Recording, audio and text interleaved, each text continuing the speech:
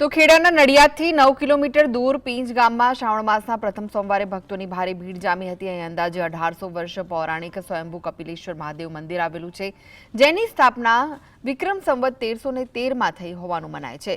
કપિલ મુનિના નામ પરથી પ્રખ્યાત આ પવિત્ર સ્થળની આસપાસ 75 વીઘા વિસ્તારમાં વિશાળ ગોમતી તળાવ ફેલાયેલું છે। ઇતિહાસકારો અનુસાર ધોળકાના રાજા ધંધુપાલ જ્યારે વન વિહારમાં નીકળ્યા હતા ત્યારે તેમના તરસ્યા ઘોડાએ તળાવનું પાણી પીધું હતું।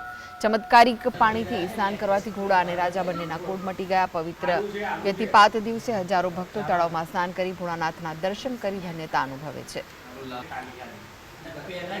કપિલ મુનિનો આશ્રમ હતો હજારો વર્ષ પહેલો, એટલે એનું નામ અહીંયા કપિલ મુનિનો આશ્રમ હતો, એના પરથી કપિલેશ્વર મહાદેવ નામ પડ્યું। અને અહીંયા ધોળકાનો રાજા ધંધુપાલ જે વર્ષો પહેલાં અહીંયા સ્નાન અહીંયા રોકાયેલો અને એના આ ગોમતી કુંડમાં નાહવાથી એને કોળ મટી ગયેલા। ત્યારથી આજ દિન સુધીમાં અત્યારે પણ વ્યતિપાતે લોકો ઘણી શ્રદ્ધાથી આવે છે અને ચામડીના દરેક રોગ મટાડે છે।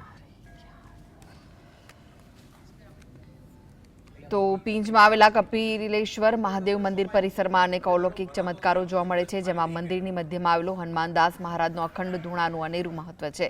અહીં છેલ્લા 1800 વર્ષથી અખંડ યજ્ઞ યાગ થાય છે, પરંતુ આશ્ચર્યની વાત એ છે કે યજ્ઞની રાખ ક્યારેય બહાર કાઢવામાં આવતી નથી, કારણ કે તે રહસ્યમય રીતે અદૃશ્ય થઈ જાય છે।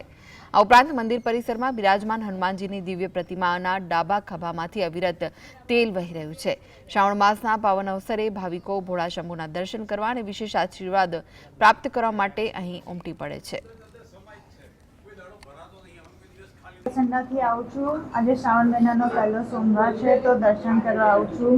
અહીંયા ભોલેનાથ સાક્ષાત બિરાજમાન હોય એવું ફિલિંગ આવે છે અંદરથી।